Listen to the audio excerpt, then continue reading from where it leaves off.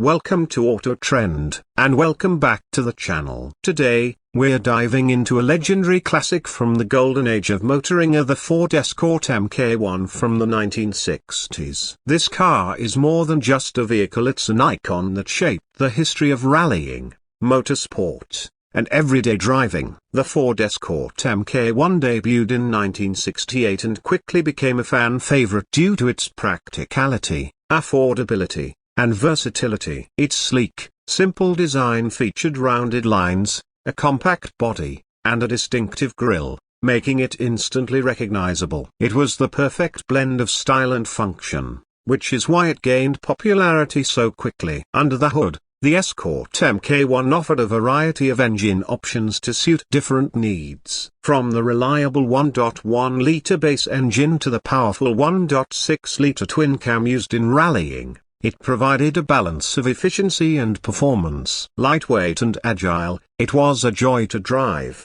whether on winding roads or the rally stage. The interior was minimalist but functional, featuring basic controls and gauges that focused on practicality.